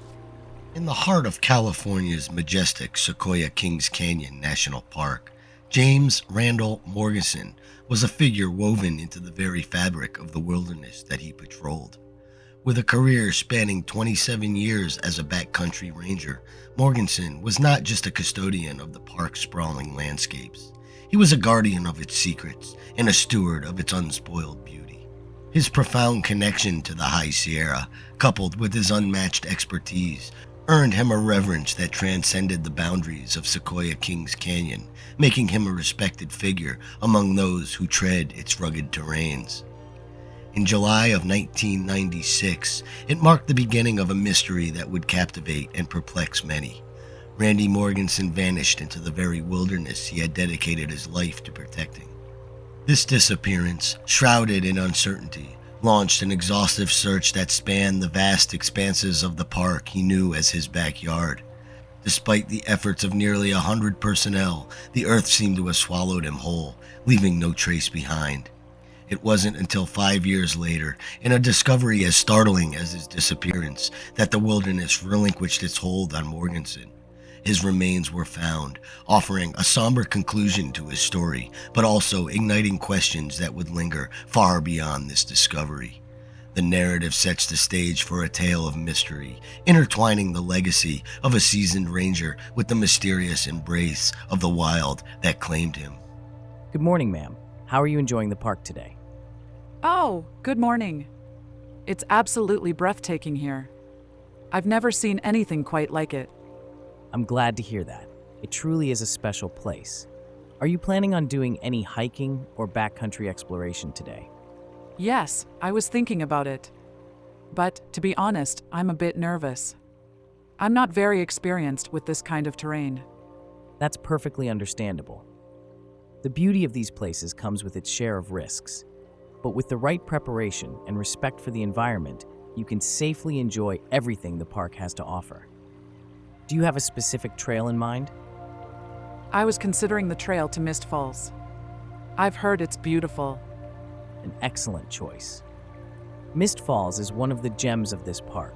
However, the trail can be a bit challenging for those unfamiliar with hiking in the Sierra. It's crucial to stay on the marked paths, carry plenty of water, and make sure you have a map and compass, even if you're planning on using a GPS device. I didn't bring a compass, and I'm not sure I know how to use one properly. No problem at all. I can provide you with a compass and a quick tutorial on how to use it. It's always good to have a physical map and compass as a backup. Technology is helpful, but it's not infallible, especially in remote areas where signals can be weak or non-existent. Thank you so much for your help and advice. I feel a lot more confident about heading out now. You're very welcome. Remember, the park is a place of wonder and adventure, but it demands our respect. Take care of it, and it will take care of you. Have a great hike, and if you have any questions or concerns, don't hesitate to ask any ranger. We're here to help ensure your visit is safe and enjoyable. I definitely will. Thank you again, Ranger Morgenson. Randy Morgenson's story begins amidst the iconic landscape of Yosemite National Park, where his childhood unfolded against the backdrop of towering sequoias and granite cliffs. Here, amidst the natural splendor that would define his life's work, Randy's path first crossed with Ansel Adams. Under the study of this legendary photographer, Morgenson learned to capture the beauty of the wilderness, a skill that would later complement his conservation efforts. The call of the wild led Randy far from Yosemite's borders to the high-altitude challenges of India with the Peace Corps.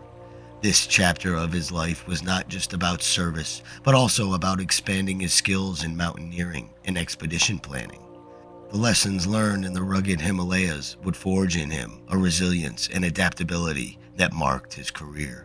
From the granite cliffs of Yosemite to the towering peaks of the Himalayas, nature has been both my teacher and my sanctuary. Learning to capture its essence through Ansel's lens, I found my purpose. And in the heart of India, amidst challenges that tested my limits, I discovered my strength. Each step, each climb, has been a step closer to understanding the delicate balance of this world. My journey, it seems, is not just about preserving these wild places, but about weaving the lessons they teach into the very fabric of my being. How fortunate I am to live a life entwined with such magnificent wilderness, to serve its cause and to share its stories. May my path continue to honor this legacy as I strive to protect the beauty that has given my life such profound direction and meaning. Upon returning to the United States, Randy's commitment to the wilderness took shape through various roles within the National Park Service. From patrolling the snow-covered expanses of Yosemite as a winter ranger, to guiding skiers across the pristine landscape of Badger Pass as a Nordic ranger, his expertise and passion for outdoor stewardship grew. Yet, it was his role as a backcountry ranger in Sequoia and Kings National Parks that would define his legacy. There, in the High Sierra, Randy's profound connection to the land became the cornerstone of his career, embodying the spirit of conservation and wilderness exploration. Beyond his duties as a ranger, Randy Morgenson was a voice for the wilderness, both as a writer and an environmentalist. Mentored by Wallace Stenger, a luminary in the environmental movement, Randy harnessed the power of words to advocate for the preservation of natural beauty. His writings, infused with the wisdom of a life spent in the wild, contributed to the broader dialogue on environmental stewardship, which kept the conversation flowing for future generations. Randy's journey from a youth in Yosemite to a protector of the High Sierra was not just a career, but a testament to his unwavering commitment to the wilderness. His legacy, marked by dedication and passion for the natural world, remains a guiding light for those who seek to understand and preserve America's wild places. As the 1996 season approached, the landscape of Randy Morgenson's personal life was as tumultuous as the rugged terrains he navigated with ease. The issues in his marriage became too great, culminating in receiving divorce papers from his wife, Judy, after 2 decades of shared life.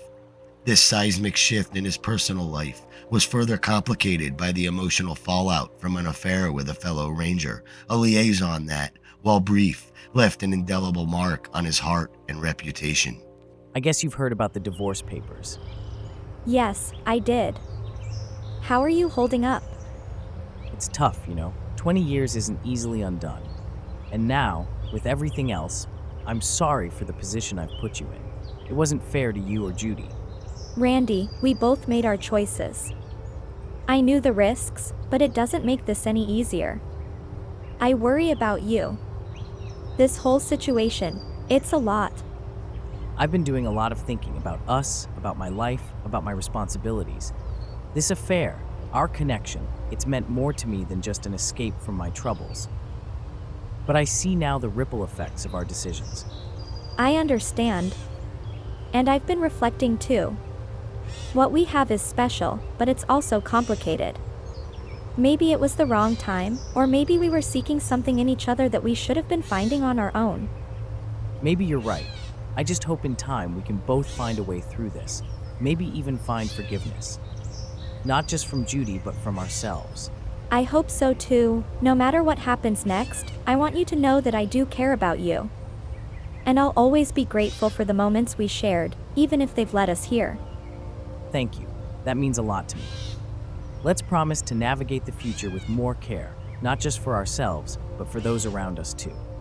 Agreed.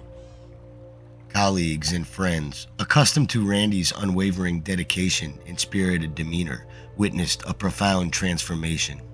The man who once stood as a beacon of strength and wisdom in the High Sierra now navigated a storm of doubt and introspection. Randy, who had devoted his life to the stewardship of the wilderness, began to question the very essence of his career.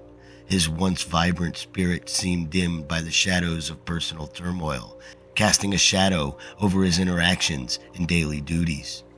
This period of introspection and turmoil revealed a side of Randy that few had seen. A man wrestling with the value of his contributions and the path that he had chosen. The wilderness, once a source of solace and purpose, now mirrored his inner disquiet, a reflection of struggle between his deep-seated love for the natural world and the pain of his unraveling personal life. Tonight, the High Sierra stands silent, its peaks shrouded in mist, mirroring the tumult within me. Once a source of solace, the wilderness now poses questions I cannot answer. Shadows of doubt and personal strife cloud my vision, rendering the path I've walked for years unrecognizable. My colleagues' wary glances remind me of the transformation that's taken hold, a shift from clarity to obscurity. Amidst this, the essence of my life's dedication wavers, casting a long shadow over my once steadfast resolve. The wilderness, in its majestic indifference, holds a mirror to my turmoil, challenging the very foundations of my being. As the cool night air wraps around me, I seek not answers, but the courage to face the unknown. Perhaps in the embrace of the wild, amidst its enduring mysteries, I'll find a semblance of peace. For now, I am a wanderer, lost between the world I've loved and the shadows that now accompany me. As Randy grappled with these personal challenges, his state of mind became a topic of quiet concern among those who knew him best. The vibrant ranger, once so sure of his place in the vast expanse of Sequoia and Kings Canyon, now tread on a path marred by uncertainty and sorrow. This shift did not go unnoticed, leaving those around him to ponder the impact of life's trials on a man so intertwined with the wilderness that he served. On a day that seemed like any other in the vast expanse of Sequoia and Kings Canyon National Parks, Randy Morgenson embarked on what was to be a routine patrol from his outpost near Bench Lake. With the tranquility of the High Sierra around him, he penned a note, inadvertently marking the date as June 21st, though it was in fact July 21st. This small anomaly in his note would later resonate deeply with those searching for him, as it was a rare lapse for a ranger known for his meticulousness and deep connection with the rhythms of nature. Morgenson's failure to check in following the first day of his patrol ignited an immediate concern among his fellow rangers. This was a man whose life was interwoven with the wilderness that he patrolled, a seasoned guardian of the park's secrets who had never before faltered in his duties. The alarm raised by his silence set in motion an unprecedented search operation that would draw nearly 100 rescue personnel into the heart of the Sierra. The operation that unfolded over the subsequent days was a testament to the respect and concern Morgenson commanded. Covering an 80-square-mile radius of rugged, untamed wilderness, the search teams combed through the dense forests, steep valleys, and towering peaks. Helicopters scanned the terrain from above, while trained dogs and their handlers navigated the ground below, each step driven by the hope of finding some sign of the missing ranger. Every silent hour sharpens the edge of worry slicing through me. Randy, woven into the Sierra's soul, now missing. It feels surreal, a bad dream we can't wake from. This isn't just any search, it's personal. He's one of us, a pillar of strength and knowledge in these wilds. With each daybreak, we push deeper into the terrain Randy knows as his backyard, our efforts fueled by a mix of hope and dread. The vast, rugged expanse we comb feels mocking, hiding its secrets well. The helicopters, the search dogs, they're our eyes and ears, yet the silence from the wilderness is deafening. Lying awake at night, the weight of the operation presses down, a constant companion. Are we doing enough? The thought of Randy out there, possibly in need, keeps me turning over every decision, every possible lead. This search, it's a battle against the wilderness he loves, a battle we can't afford to lose. We have to find him. The thought of failing is unbearable. Randy's absence leaves a void too profound to articulate. Despite the vast resources deployed and the tireless efforts of those involved, the search yielded no trace of Morgenson. The man who had dedicated his life to the protection of these lands had seemingly vanished without a trace, leaving behind a mystery that would haunt the park and those who knew him. Every silent hour sharpens the edge of worry slicing through me. Randy was woven into the Sierra's soul, now missing. It feels surreal. A bad dream, Weem. The silence in the Sierra is deafening now, a stark reminder of our search for Randy, a friend whose presence once filled these trails with life. Despite every effort, every resource poured into finding him, there's nothing but unanswered questions and an overwhelming sense of loss. The man who once stood as a guardian of this wilderness has vanished, leaving a void where there once was laughter, wisdom, and an unbridled passion for these lands. Hiking these paths without him feels like navigating without a compass. Each step is a memory, each vista a shared moment now past. The mystery of his disappearance lingers heavy in the air, a haunting absence that trails me as I walk through the wilderness we both loved. Randy's legacy is etched into the very heart of the Sierra, a constant companion in my solitary treks. The wilderness seems to whisper his name, a reminder of the friend I've lost to its vast embrace. In the wake of Randy Morgenson's disappearance, a multitude of theories emerged, each attempting to unravel the circumstances that led to his vanishing. Theories ranged from the notion that Morgenson, weighed down by personal strife and the dissolution of his marriage, might have chosen to disappear intentionally, seeking solace or a new beginning far from the confines of his current life. This speculation was fueled by his recent separation and the complex entanglements of an affair, suggesting a potential desire from the emotional turmoil that weighed upon him. Amid these theories, tangible clues seemed to deepen the puzzle rather than illuminate the truth. Morgenson's car was found parked where he had left it, undisturbed and serving as a silent testament to his planned return. Further investigations into his financial activities revealed untouched bank accounts and credit cards lying dormant, with no indications of preparatory withdrawals or transactions that might suggest a planned departure.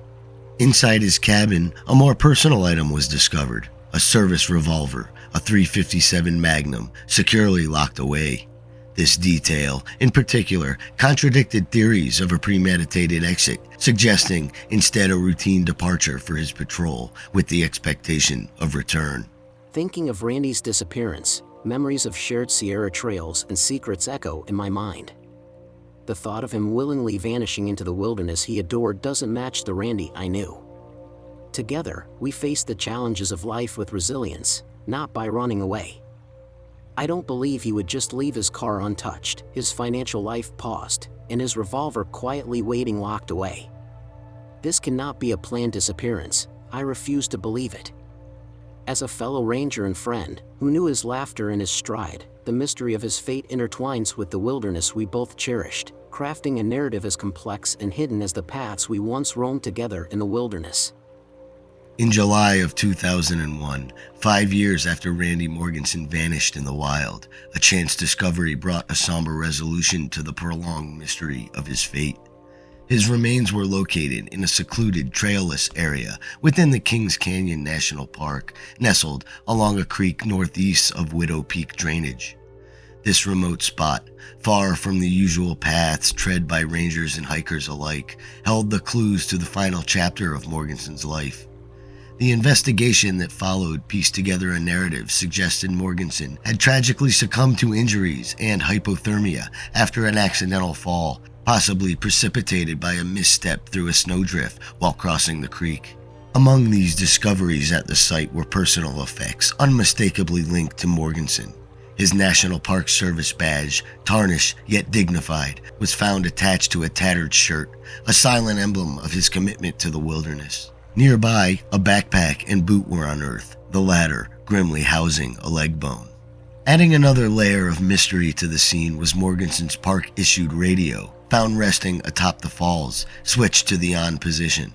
This detail, in particular, suggested a scenario in which Morgenson, despite his dire circumstances, might have sought to call for help, or perhaps it was simply a routine precaution turned hauntingly significant by his fate. The scene painted a picture not just of a ranger lost in the elements, but of a man deeply intertwined with the very fabric of the High Sierra, meeting his end in the embrace of the untamed nature that he had dedicated his life to preserving. Ever since Randy vanished, part of me has been lost in the Sierra's vastness. Finding him 5 years later brought a flood of grief and unanswered questions. His badge, boot, and backpack found in that secluded spot whispered of his final, solitary moments. The radio, hauntingly left on, suggests a last desperate attempt to connect, or perhaps a ranger's instinct to remain prepared, even in the face of mortality. Was it just a tragic slip that ended his deep bond with the wilderness? This thought haunts me, turning his disappearance into a mystery that we may never unravel. Randy's spirit, so intertwined with the Sierra, leaves a silence that echoes with the mysteries of his last day. My heart aches for the friend I lost and the answers we may never find.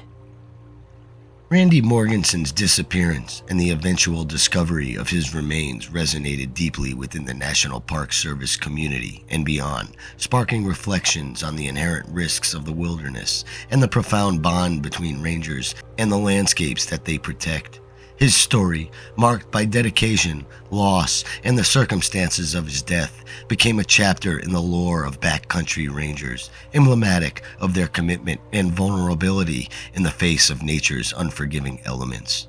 For those who wear the ranger's badge, Morgenson's fate underscores the stark realities of their chosen profession, serving in solitude to safeguard the wild places that captivate the human spirit. Ever since Randy vanished, part of me has been lost in the Sierra's vastness. Finding him 5 years later brought a flood of grief and unanswered questions. Yeah, I've been thinking about it too. It's like, we know the risks, we talk about them, but Randy's story brings it all home. He was one of us, a dedicated ranger who loved these wild places we're sworn to protect. Exactly.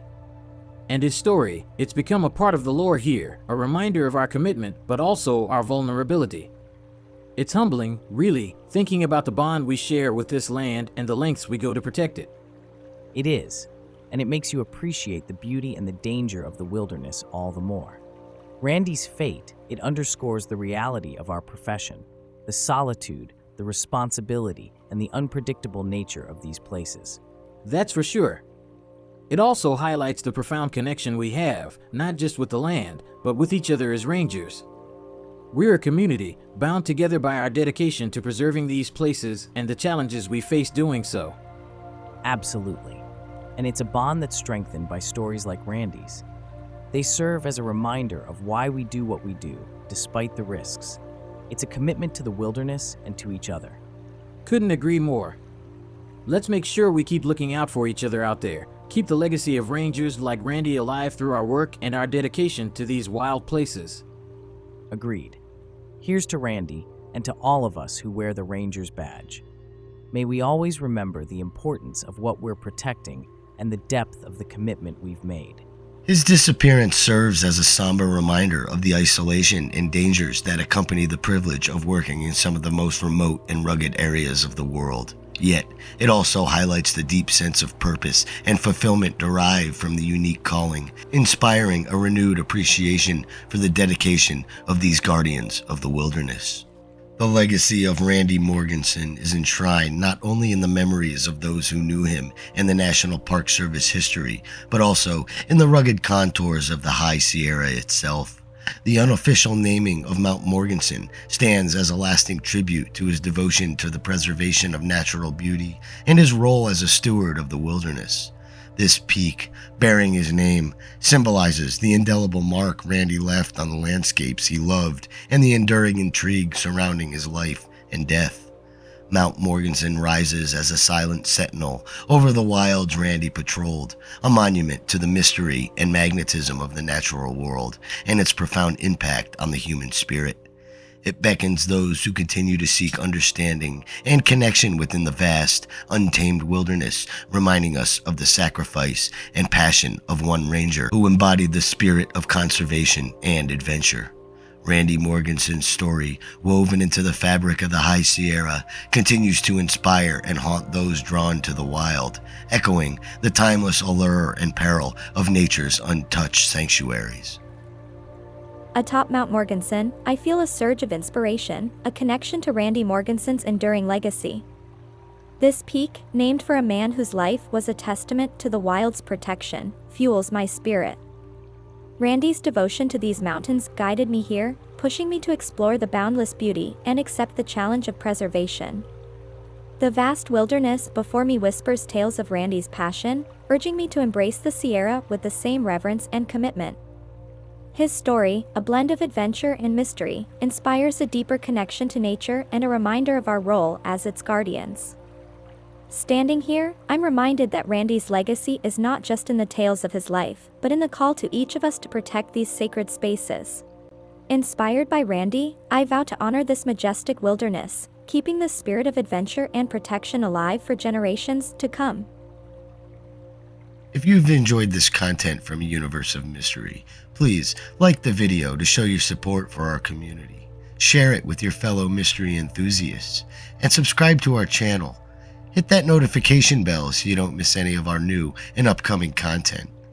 If you've really enjoyed this video and got something out of it, please consider leaving a super comment. Any amount helps us bring more mysterious videos to viewers like you.